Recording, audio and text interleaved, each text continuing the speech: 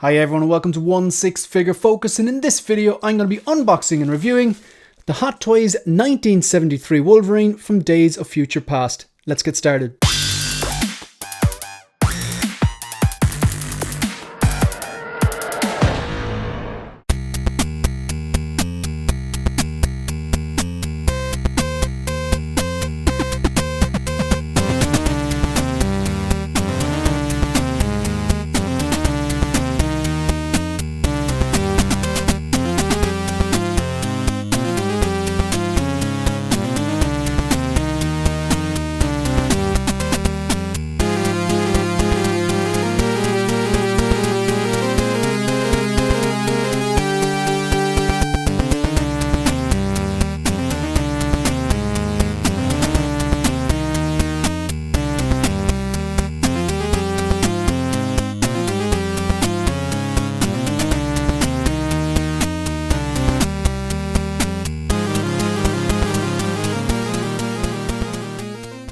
This is the Hot Toys MMS660. It's the 1973 Wolverine from the movie X-Men Days of Future Past.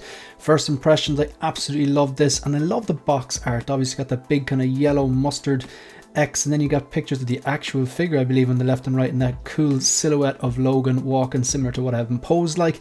This is the left hand side of the box, as if you're just holding the box and you just turn it to its left there. Obviously a little emblem of Days of Future Past, and on the right hand side of the box you can have kind of like a I suppose a black and yellow kind of I suppose portrait of the side of the face. This is everything that it comes with. So you have the box in the background there, obviously special edition because this comes with the Sentinel arm.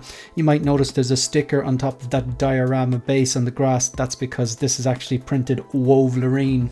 The sticker on the base was Wolverine, and I held off getting it, and eventually they started shipping them with the replacement Wolverine. So yeah, I'll get to that later on. Anyway, let's just take a quick look at the actual figure itself. So this is the head sculpt. Now, I think it's a good head sculpt. I definitely see Hugh Jackman here.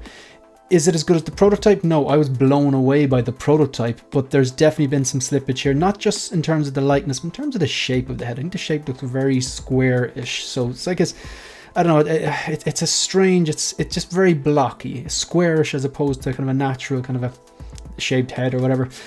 So yeah, I think it's good, but it's not great. But overall, the figure, the sum of its parts, I do actually really like. Love the genuine brown leather jacket. So it's actually a genuine leather jacket. You got two different shirts.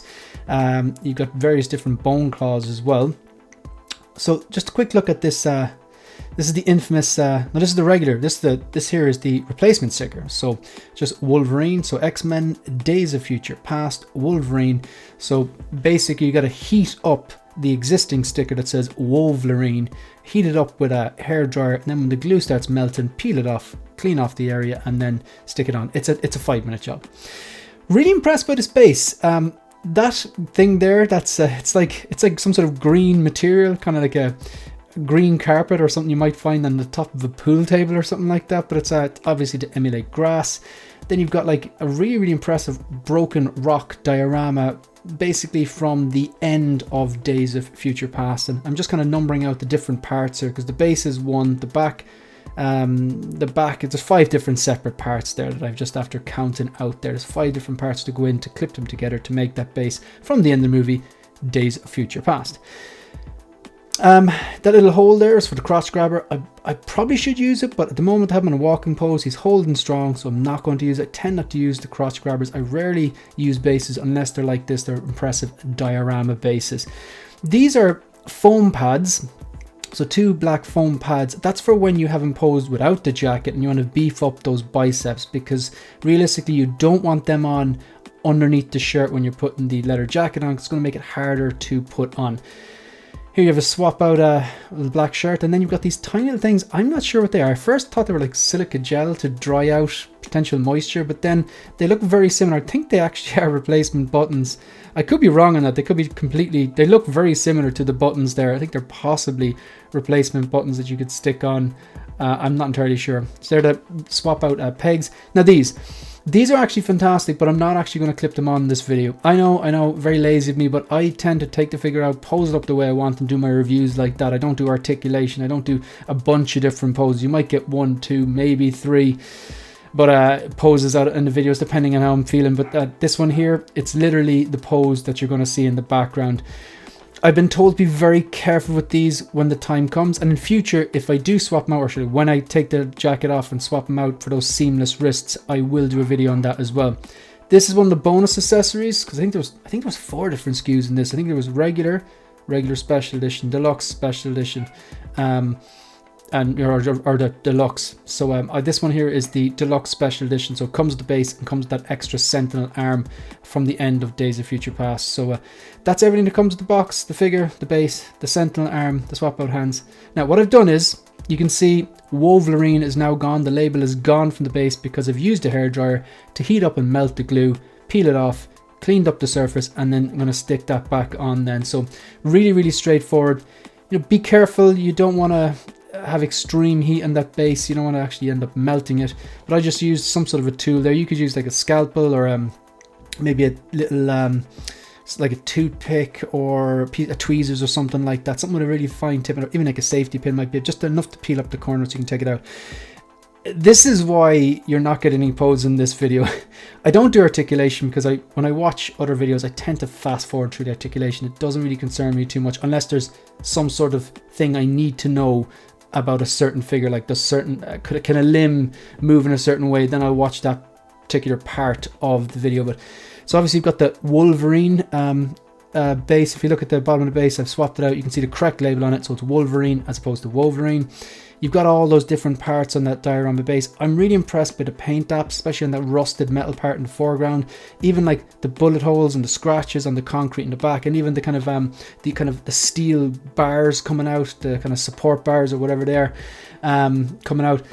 The tailoring in this outfit, I'm impressed with for the most part. If I was to deduct points in this figure, yes, the head sculpt, it does look like Hugh Jackman, but it's not the greatest head sculpt ever. There has been a drawback.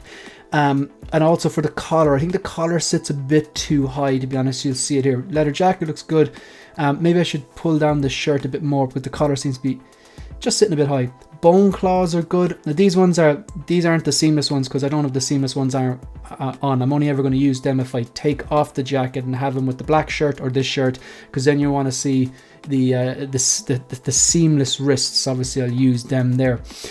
I think the neck might be slightly long, so there are my 3 criticisms. The head sculpt, while it does look like Hugh Jackman, there's definitely a drop down in the quality and the likeness from prototype to final product. That shirt tailoring sits a bit high. I need to fuss it a bit more maybe to get it down, and that maybe the neck's a little bit long. But apart from that, I have to say I'm very impressed by the sum of its parts and how it looks like on the shelf. And yeah, I just put it into that walking pose. I'm not using the cross grabber, and I'm just going to leave it like that, to be quite honest.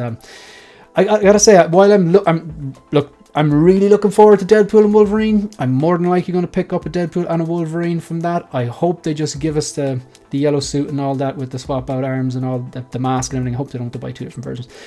Just I realized that I hadn't incorporated the sentinel arm, and I did want to incorporate that. I think it adds a little bit more balance to that base, as in not the physical balance, just because a lot of the action's going on the left hand side, and I just wanted to put that in there to incorporate it.